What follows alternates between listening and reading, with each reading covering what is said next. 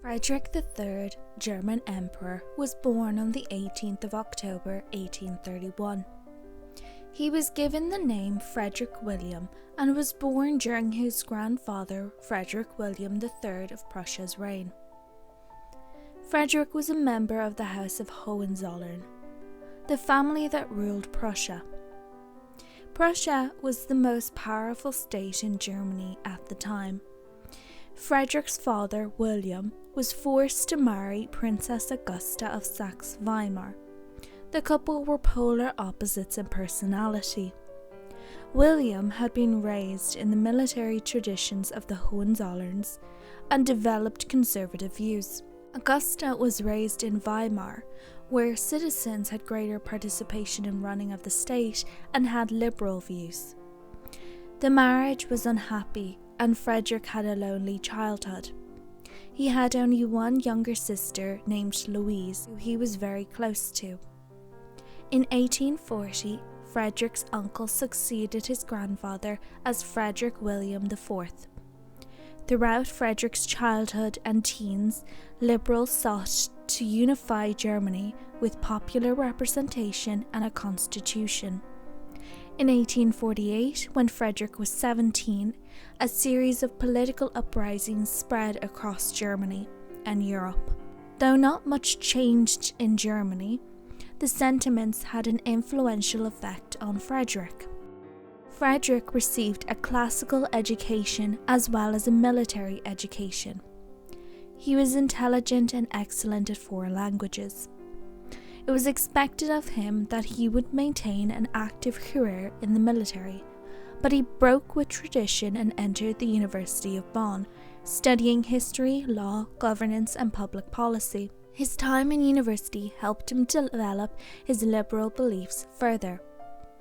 Arranged marriages were common amongst royalty in the 1800s. Queen Victoria of the United Kingdom and her husband Prince Albert were keen for a marriage between their eldest daughter Victoria, Princess Royal, and Friedrich, to strengthen the British-Prussian ties. Friedrich's father wanted Friedrich to marry a Russian Grand Duchess, while his mother was keen for him to marry Victoria. Augusta sent Friedrich to England in 1851 to visit the Great Exhibition, to further influence his liberal views. While there, Friedrich met the 11-year-old Princess Victoria, who conversed with him in fluent German. He was impressed by her, and when he returned to Prussia, Friedrich and Victoria would exchange letters for many years. In 1855, Friedrich returned to Britain and proposed to Victoria. Her parents made them wait until Victoria was at least 17 before marrying. Their engagement was announced on the 19th of May 1857, and their wedding took place on the 25th of January 1858 in the Chapel Royal at St. James's Palace, London. They had a loving marriage and were compatible on many levels. Friedrich was promoted to Major General in Prussia to mark the occasion. The couple moved into the Crown Prince's Palace and had 8 children together: Wilhelm, Charlotte, Henry, Sigismund, Victoria, Waldemar, Sophia, and Margaret. Sigismund and Waldemar died young, and their eldest son Wilhelm suffered from Erb's palsy and mild brain damage from his traumatic birth. Wilhelm shared none of his parents' liberal beliefs, and this caused a rift between the parents and their son. On the 2nd of January 1861, Friedrich's father became King William I, and Friedrich became the Crown Prince. William was conservative and clashed with the Prussian Diet or government. The Liberals had a majority in the Diet, but the Chancellor Otto von Bismarck was conservative. Friedrich and von Bismarck would clash often. In September 1862, Friedrich was almost crowned king when William threatened to abdicate if the Diet refused to fund the army's reorganization. Friedrich was appalled and pleaded with his father to reconsider. He did, and appointed Otto von Bismarck as Chancellor. Bismarck would ignore or overrule the Diet, which led to Friedrich clashing with his father. Friedrich wanted to unify Germany by peaceful means, but it was Bismarck's policy of blood and iron that won out. Friedrich was not allowed to take part in matters of state, but did continue to represent Germany abroad. Friedrich was opposed to war, but once war started, he supported the Prussian military and took positions of command. When Prussia and Austria defeated the Danes and conquered Jutland, they spent years fighting over who would assume leadership, which resulted in the Austro-Prussian War.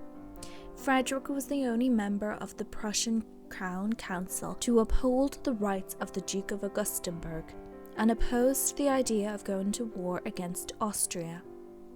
When war broke out with Austria, Friedrich took up command of one of the Prussian armies.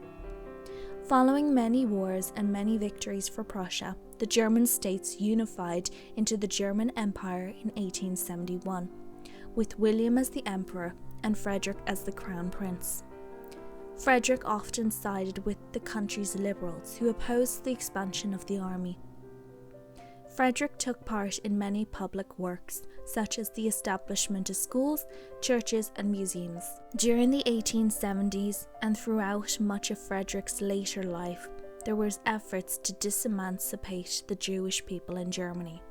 Friedrich and Victoria were completely opposed to this. One day, Friedrich wore his field marshal uniform and attended a synagogue service with Victoria to show support for tolerance. Friedrich gave a speech afterwards, denouncing the anti-Semitic movement. His actions were criticized by many upper-class people, including his own son Wilhelm. Friedrich was a heavy smoker, and by 1887 he began to feel pain in his throat, affecting his ability to speak. He consulted a doctor who attempted to remove the tumour, unsuccessfully. Friedrich and Victoria went to a spa to help, but it had little effect on his throat. In May, he was diagnosed with cancer of the throat. Morrell Mackenzie, a leading British cancer specialist, was placed on Friedrich's medical team, and he had a biopsy of his throat sent for testing. The biopsy came back negative for any cancerous growth, and Mackenzie opposed laryngectomy, which Friedrich's team had recommended. All Mackenzie did was cauterization of the throat, which helped initially, but Friedrich's condition continued to worsen. By the end of 1887, Friedrich was being given cocaine injections for pain.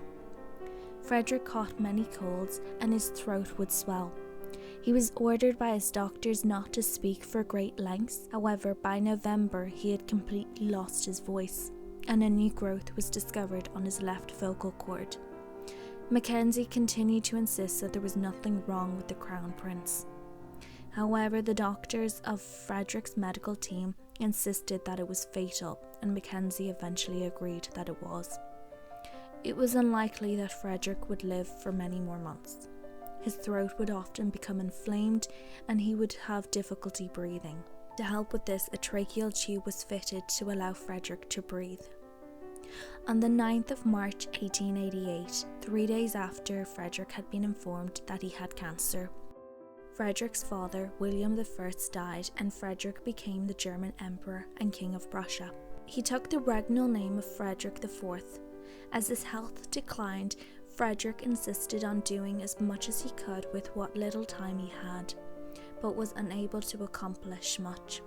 By June, his health failed, and he died on the 15th of June 1888 after only 99 days on the throne. He was immediately succeeded by his son, Wilhelm II.